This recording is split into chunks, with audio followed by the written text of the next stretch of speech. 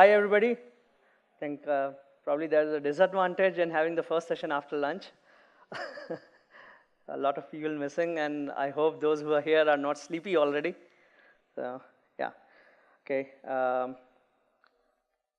I'll cover a few of the points on giving you insight on what exactly AI can do in drug development, and I'll focus more on the importance of data, so data-driven drug development essentially, and what we are doing, what kind of problems we have been solving.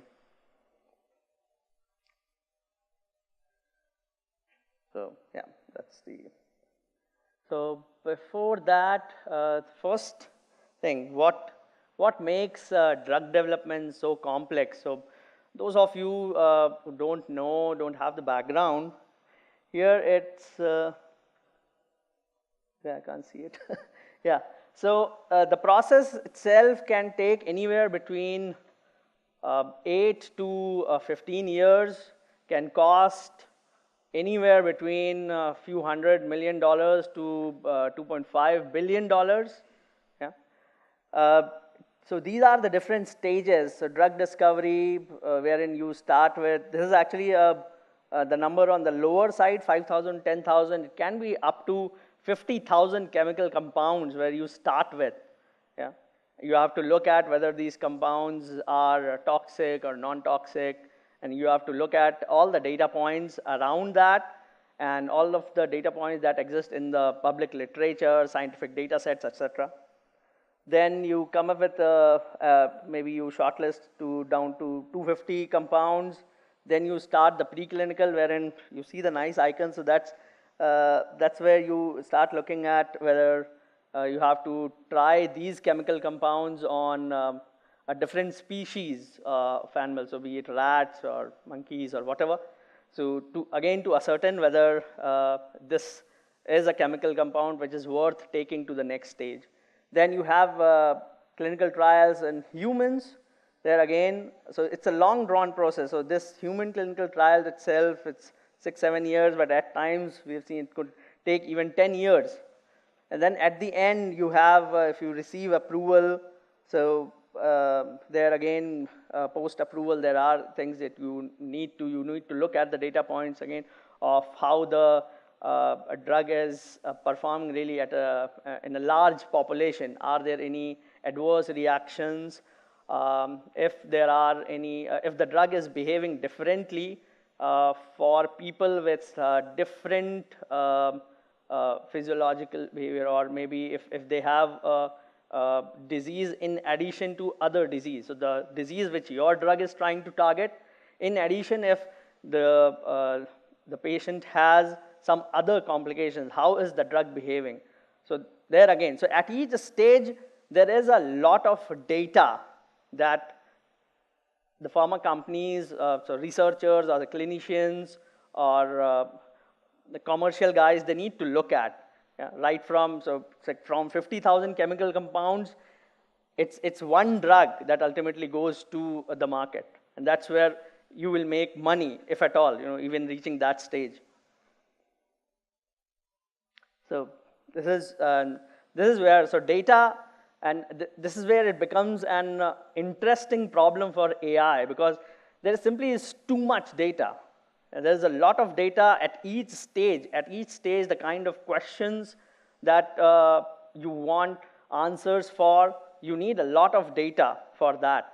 And that's where that's where we decided to look at, and we stumbled upon. It was an accident that we started in life sciences. It wasn't premeditated really, but once we looked at it, we realized that this is a field which can make a huge impact. So the impact is not just in terms of that, yeah, of course, as a company we'll make money, but the impact is really that we can really contribute to a bigger problem, which is how can we help bring down the cost of drug development, as well as we can bring down the time that it takes to bring a drug to the market. And in the process, of course, we know we'll be saving a lot many lives. So this is how the data landscape looks like. This is, again, it's far from being an exhaustive picture. It's just, we have just included few data points. There's data from regulatory agencies like FDA, EMA, JPA, depending on which country, which geography you're looking at. There are data from different societies. So there are thousands of societies around each therapeutic area, around each indication. So you have European Society of Molecular Oncology, you have American Society of Clinical Oncology, and so on.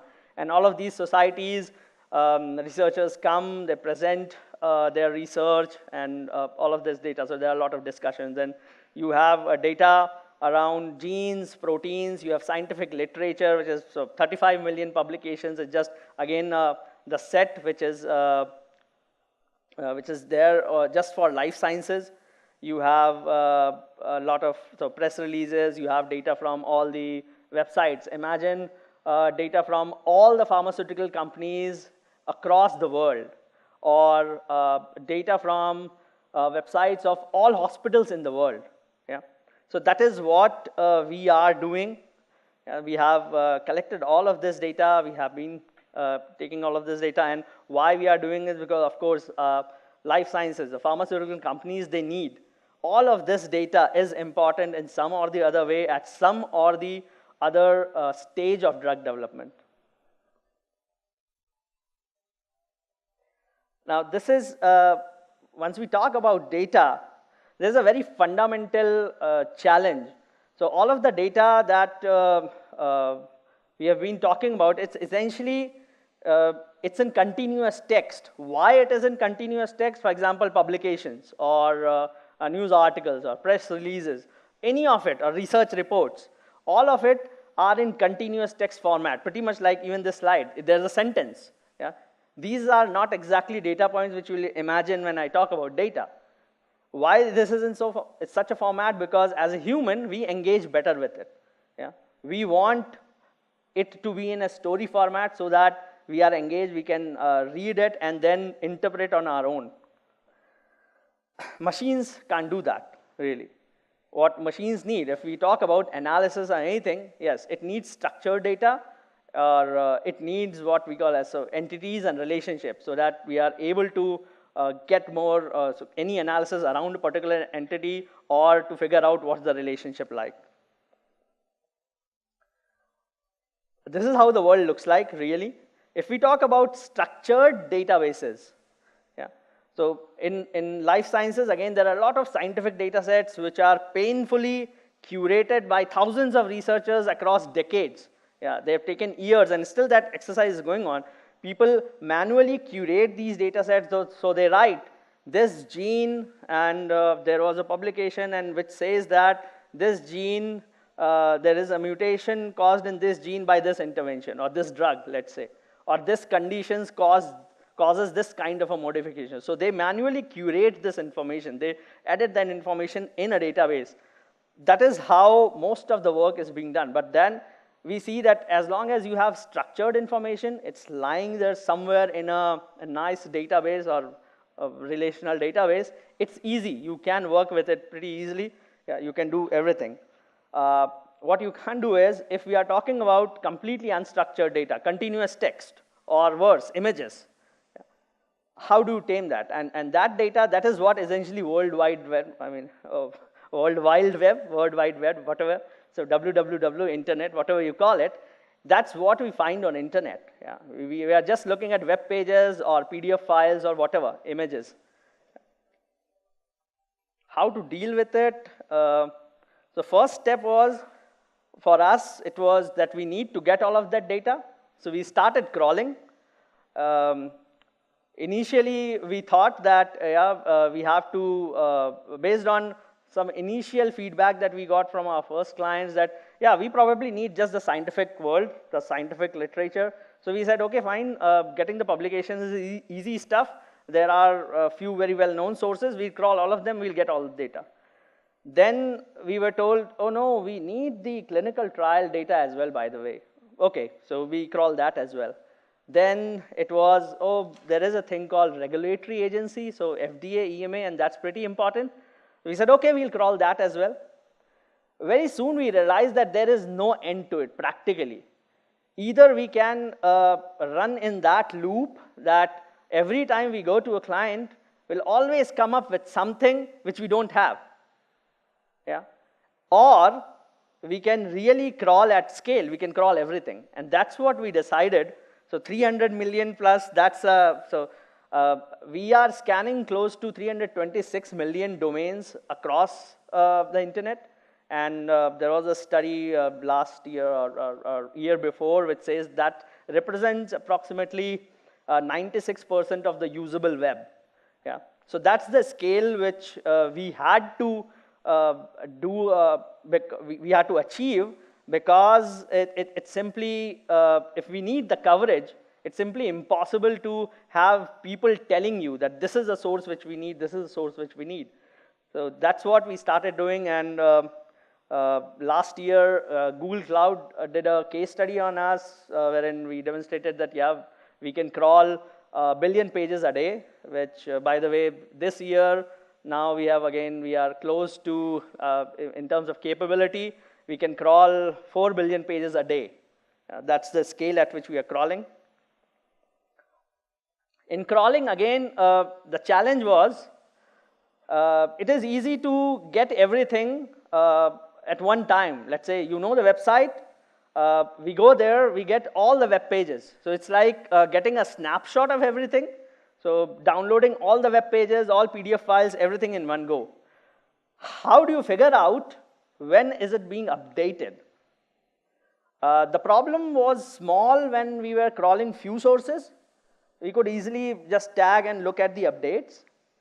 The moment we are talking about few 100 million websites or web pages, it's beyond. I mean, if we think naively, then it would be, yeah, fine, let's hit every web page that we are tracking every day and figure out if it has been updated or not.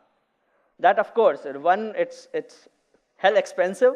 Second, we'll probably get blocked by the ISPs. Whatever, even if we are operating from a cloud, there will be repercussions, because it really achieves nothing.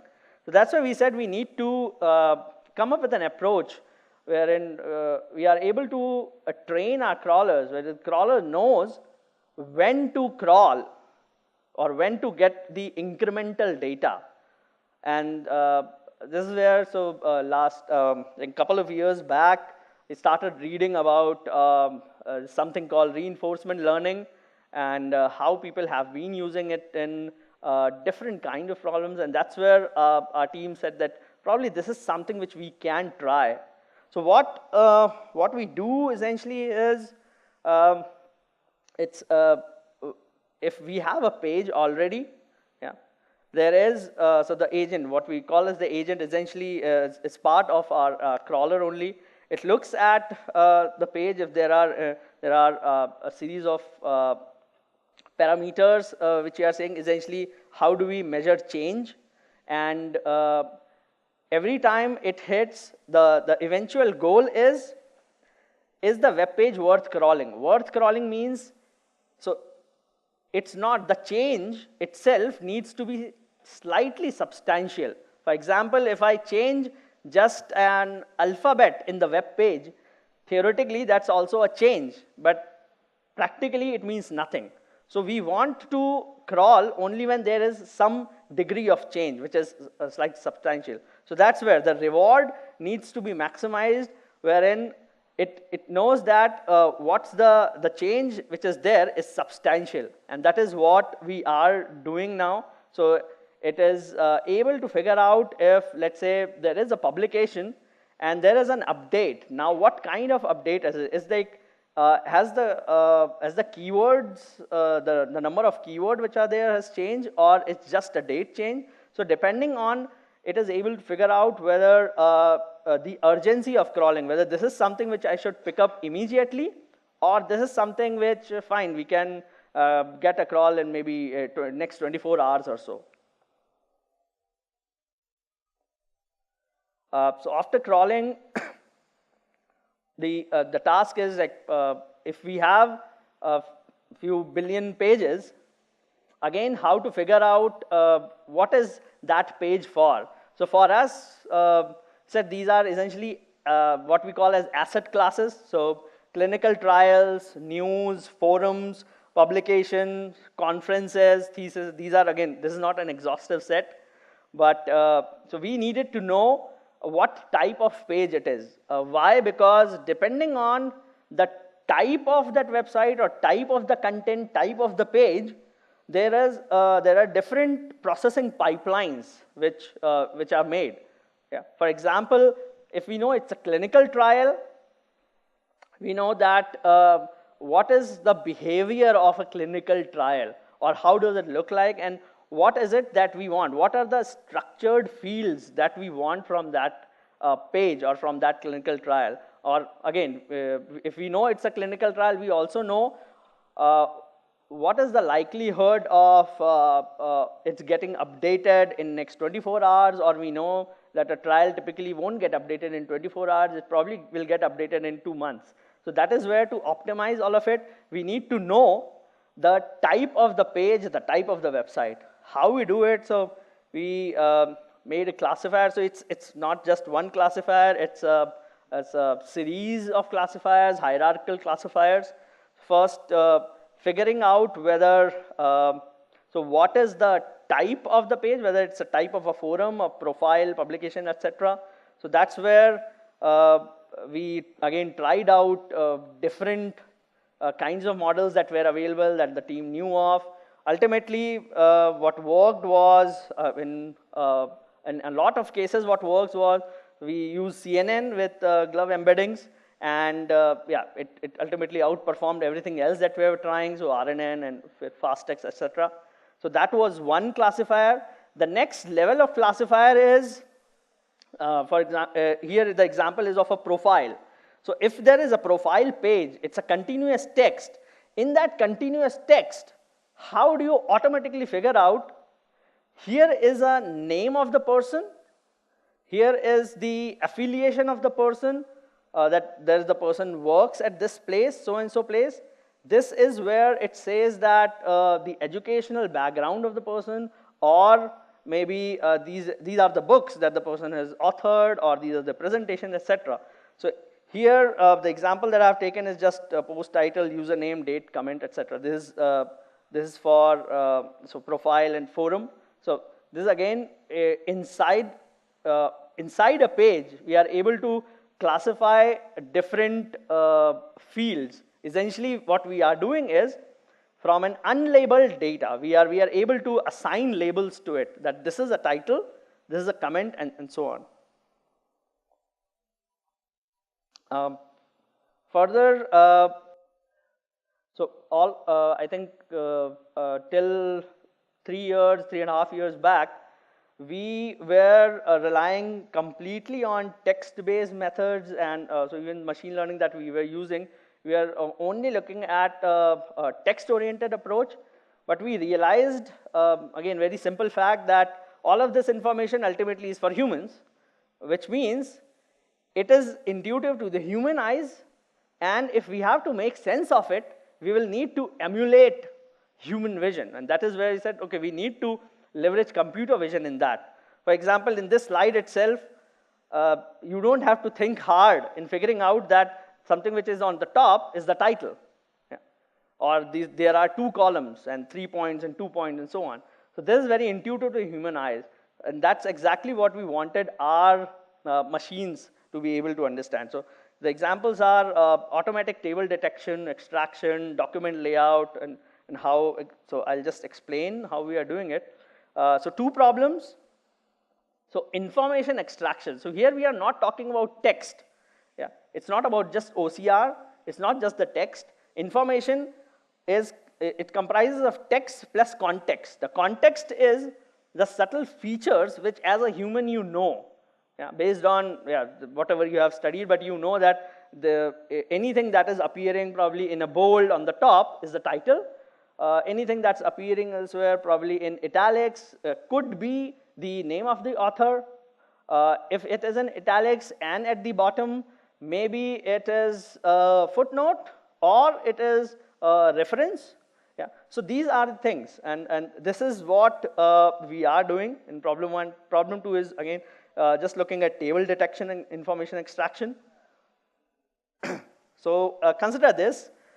We get this a lot. So these are what, this could be a poster, or this could be a publication from a report which is presented there in a conference, or it's part of a regular publication. In that, we have to figure out where is the title, where is the abstract, where are the methods, or if there is a table at all in this, and if there is an image, yeah, what is the image about? So the text which is explaining the image, is it just below it, above it, on the side, etc. So segmentation, it's simpler. We are, what we are doing essentially is just looking at white spaces, but even this, a simple problem at a scale, yeah, it's difficult to solve.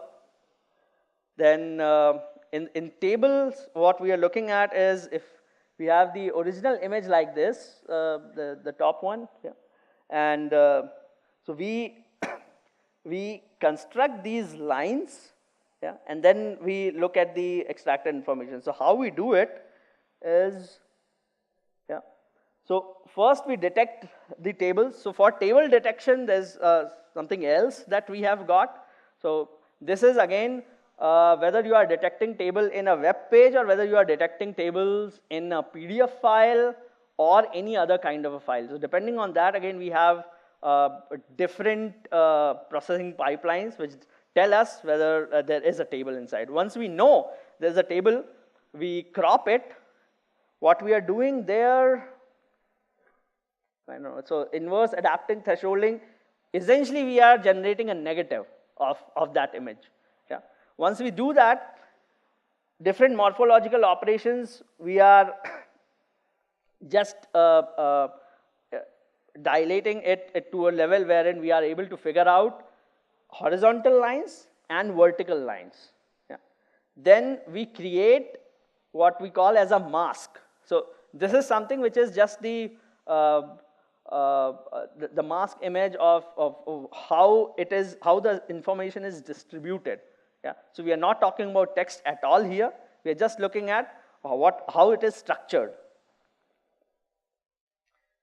Then we superimpose it, and we're looking at, so we are using the mask to remove the lines from the negative image that we had. We remove the lines from the original image as well. Then we apply further dilation to be able to, essentially what we are doing is identifying each cell. This could be down to a level wherein it's each word or each, the smallest token of information in that, that table. Now, then we use the dilated image. So what we do essentially is generating these lines again. Yeah. So in the whole process, we are deconstructing and reconstructing an image, yeah, of the table. Yeah. Sorry, so I'll stick here. So the grid structure, once we have it, why we are doing it? Because if you noticed in the original image, in one cell, you may not have just a single word or so. You may write an, so in this case, like you may write about, so the header, and there could be a subheader. Yeah. And that is what, if we rely on the original image or the original table itself, we won't be able to figure out really if these two are different. And that is why we are breaking it down to the to each in as smallest possible individual cell. And that's how we are reconstructing, and we are then able to generate the whole table and extract information. Further, so even if, let's say, we have got the information extracted from whatever way, just try reading this. This is very much in English, but You can just show me hands of who all are able to understand this, what it's trying to say. Anybody? Yeah, see, it is very much natural language, but there is nothing natural about it. You can't decipher this because you do not have that vocabulary. Yeah. So even though this is English, you can probably read it. You can, of course, read it because you know English. But you cannot understand. You cannot understand even half of it. I don't. Yeah. Because for that, you need much more. You need the entire context. You need to be an expert in that area to figure out what does CRISPR-Cas9 protein D-Cas9 mean. If I just mention D-Cas9, it'll probably think I'm abusing you. Yeah. So that's where it is, we again realize that whatever exists in the realm of natural language processing, it's not going to solve this problem. And people have been trying for decades, really. People have been trying since probably early 90s on different techniques, but it hasn't worked. Why? Because a lot of people, even in early 2000, have been trying to use the existing natural language processing models to decipher this or to analyze this kind of a text. That's where we said, this is now not how it's going to work. I mean, of course, we learned the hard way, we failed, and that's where we said, we need something special. And we said, okay, what we will be building is life science language processing, not just natural language processing. This is what helps us. So ontology, yeah. You can call it as a grammar of life sciences, because this is what will help you understand the syntax, or the syntactic behavior of what is it. And if you have the ontology, you will be able to understand. This is the same as saying that as a 5-year-old kid, probably you are able to read everything, but you don't understand because you don't have those words, that vocabulary in your mind. And this is what, if you have the ontology, you will be able to understand. So we are, as of now, we already claim to be having the world's most comprehensive, the world's largest ontology. And again, it's continuously growing. When we, so it's easy, it was easier for us to say theoretically that, yeah, we have got the solution. Now ontology is the piece which we'll need. But how to build that ontology? And of course, we were very naive to believe that, yeah, all we need to do is pick up the existing ontologies, get them together, and yes, we don't need to do anything else. But that was far from it. What we realized is whatever is available in the public domain, everything has errors. Yeah? And when you try combining all of this, there's simply to even arrive at a consistent picture. So one data set says this term means this, yeah, this concept means this and has a relationship with these concepts. Another data set probably at some point of a time will negate one or more of these relationships. How do you figure out which one is the ground truth, or how to even keep track all of it? So ontology is nothing but biomedical entities, or genes, proteins, diseases, you name it. Whatever is in the realm of biomedical entities, yeah, will be part of it. So what we have is 25 million plus different concepts, 100 million plus unique terms, billions of relationships. The challenge has been having a measure of quality itself. So how do you say this is quality, and how do you ensure that quality? Yeah. So automating quality assessment.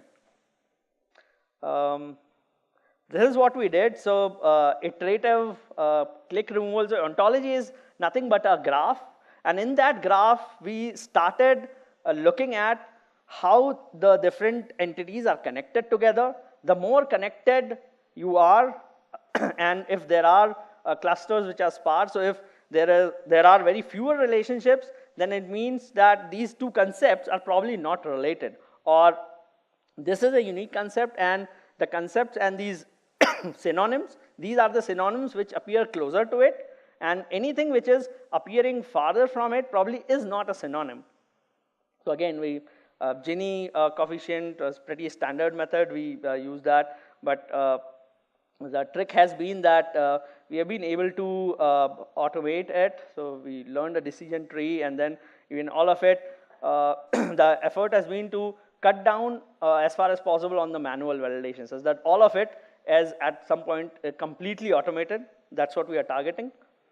So how we are using the ontology for extraction. So if we look at any information, if we have to extract extract the entity, so we are using character and word level LSTMs. We have tried, so there are certain things where we are using CRF.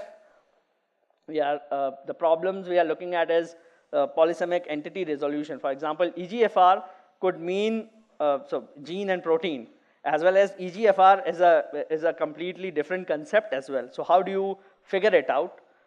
We trained, so LSTMs were trained over a million plus biomedical literatures, publications, and now we are as well using active learning. So using during the training time itself, so that we are able to generate training data, because this kind of training data, again, we can't afford to do this manually. Yeah, we are simply short of people. We can't have an army of people doing all of this manually. This is what makes it possible, all of it.